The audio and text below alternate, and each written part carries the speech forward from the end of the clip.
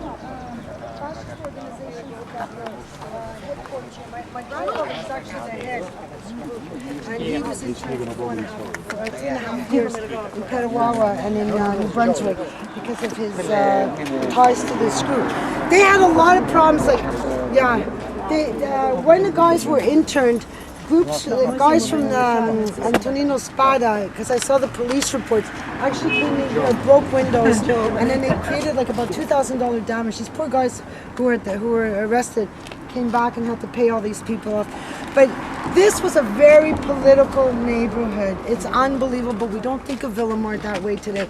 In fact, the only time that Ville Emard really has gone into the historical narratives has been during the 1930s when there was all this politics going on. But this is also an example. You look at this building, okay, it looks like my iPad. It's all broken down. But, you know, this shows you the power difference of the Italians that lived in Ville Emard versus the ones that lived in Marland, which became Little Italy. And incidentally, today, there's only 6% of the people who live in Marland in Little Italy are actually Italian. I looked at the stats of that. There's actually more Italians here than there. Because that's now become an Italian destination. For like Italian tourist destination, you know, oh, let's go to Little Italy, right? But there's no Italians there. Okay, there's more Italians here. But you could see how the Italians here in Ville Emard, it was working class, they were never able to negotiate anything of power for themselves, whether it was with the French, whether it was with the English, or even within the Italian community. This is just an example. They didn't have the money or the power to say, oh, let's build something nice, whatever. No, let's rent a bungalow and, you know, we'll work it out that way. Okay, let's go to the church and we're going to end there.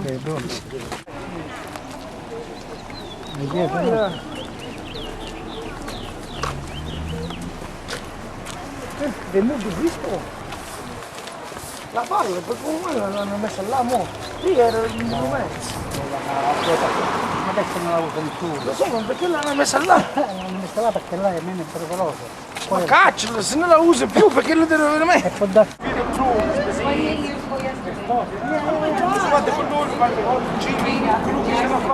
Sant'Antonio is people. Put it down more.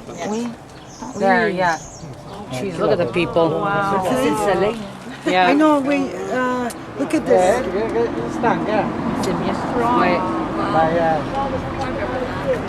Okay, this was the inside of the church.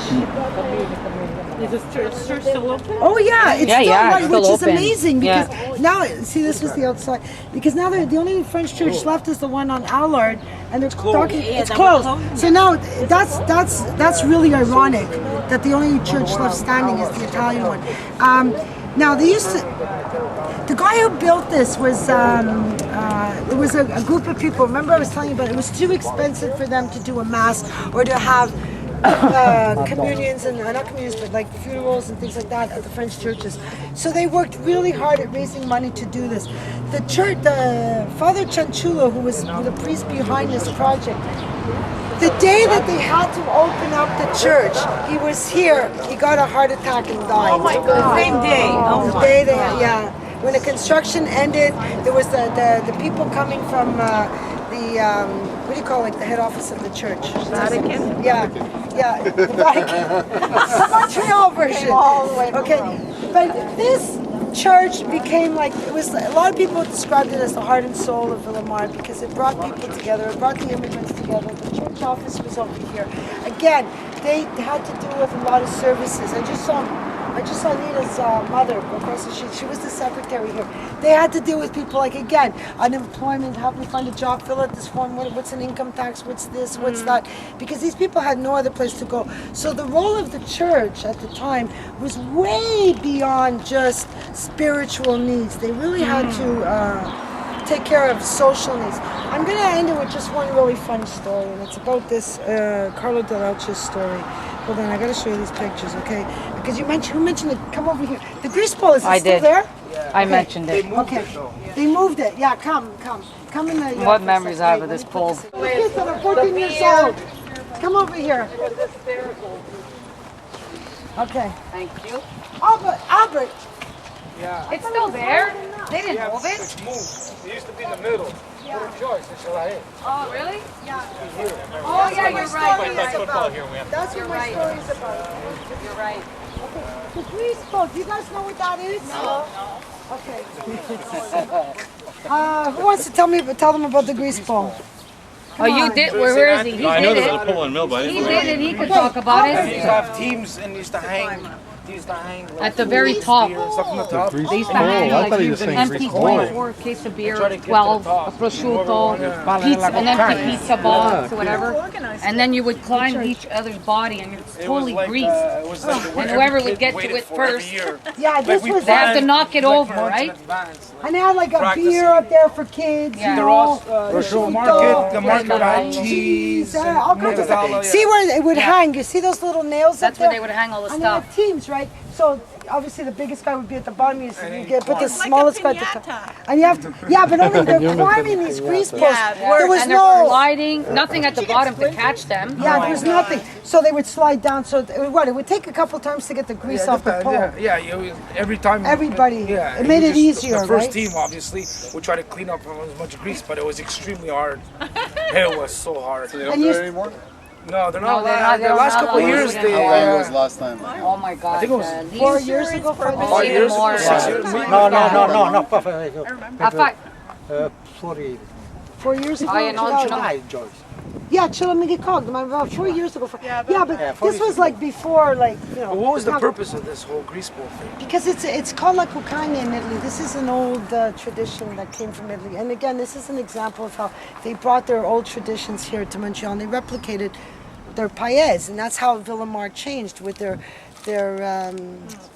presence. Now, the original grease pole, here's your last story. The original grease pole was here in the center, okay? Now, this group of guys, okay, where's my picture? Okay, these guys used to live around here, okay? Used to play, like the guys used to come here and play baseball, okay? I don't know if you can see it, okay? The Lelche, you know these guys too, it's hard to tell. Anyways, they used to come and play baseball. Now, the problem was the grease pole was where second base was, and it was always getting in the way of the thing.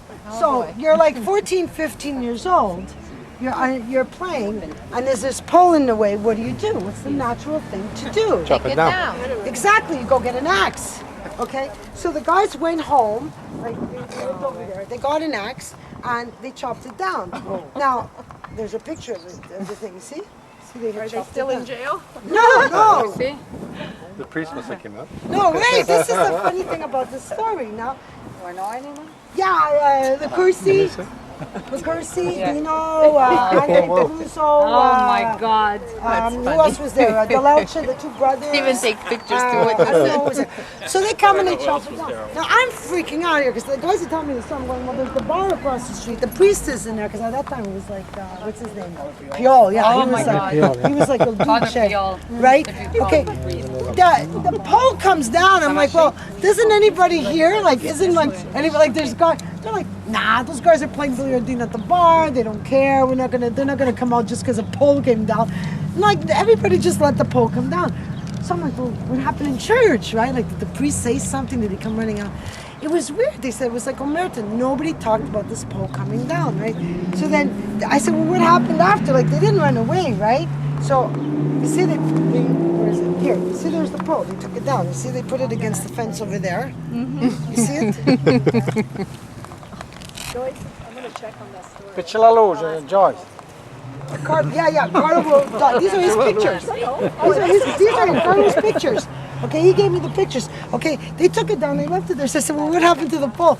Well, apparently, the original pole is a clothesline now. It's Anthony Peluso's house. The father, a few days later, this is like Italians. Remember, like I showed you the bricks, whatever. You're not gonna leave a perfectly good pole against the fence, but you can recycle it, right? So they went.